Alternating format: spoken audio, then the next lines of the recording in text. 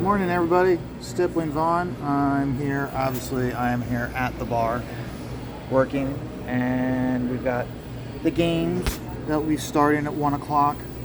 And I'm just doing a very quick video here to show you the work I'm doing for Art Thibert's black and white. And you can see that, let's pull back some. The idea is, instead of having a big action shot, Whitney doesn't like robots, so I've got her where she's killed a robot, and she's got her wall of trophies behind her. And a lot of these faces are familiar. They're robots from TV, movies, and comics. So instead of having a whole wall of different robots that nobody would recognize, I thought it'd be fun to have all the robots being robots from different areas, such as I'm just going to use this corner here with these three that are finished.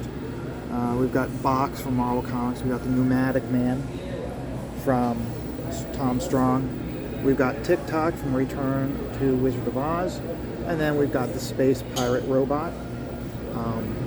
There's many others, as you can see. And I'll leave it to you guys to point out and recognize each one. What I'll probably do when I'm done, if Art wants me to, is when I'm done, make a photocopy of it and then just do a tracing around, like a black pen, and then send it along with put a number in each one of them and send it off as a key to Art, so that way he knows which robot's what. I mean, some of them are recognizable. Others, such as this guy here, you may not recognize him, or you may think it's one robot, it's a different robot. Like I said, I'm just gonna do as a key, and then if Art wants to have it as a fun fan competition for everybody to try to guess which one, and he's got the legend to then tell you, okay, this is what this robot is, that's what this robot is. But just showing you guys what I'm doing. Obviously, you can see where I've made a mistake. I have the bars between each one, and so basically the heads are hung on these. It's like basically the wall of trophies. So instead of having little placards behind each head, I'm going to have these bars that they're hanging on, and I'll put some texture into these bars, like more lines coming out behind them where their shade would be, and then less in the middle. But obviously I made a mistake, and here I blacked it all out, so I'm going to have to go in and put those bars in so that way it's continuous. But I'm just having fun with it, and she's got that little scrunched up face, just trying to figure out. He's kind of like, well, I've killed this robot. And so she's kind of looking at the robot like she's got something she wants to, like, where is she going to hang this one? Where is she going to put it amongst her collection? So she's got, and then of course, putting a little bit of battle damage on her. So there is what she looks like. So I'm talking continuously. The music's low, thank God. I'm hoping that this video doesn't get struck because of that. But, and as you can see also, I put a little bit of battle damage into each robot. So it's one of those which, like here, the Pneumatic Man, you can see right here where the side of his head is dented in.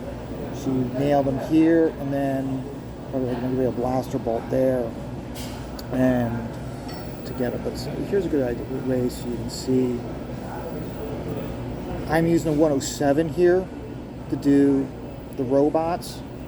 The 107, you can take a look, the dot pattern is consistent. It's a very uniform dot, and as a result, it fits in with these being mechanical beams. When I get down to doing Whitney here, I'll be doing her with the 102. The 102 is much more flexible. You can get narrow dots, wide dots. It's just much more versatile for organic objects. So I'm going to spend the day probably working on more heads, and then when I have all the robot heads in the background done, I'll then focus on Whitney and working on her. And then of course, it's not exactly a robot from Black and White, but it is imaginary robot head. It fits along the same idea and vein of what they did in the comic.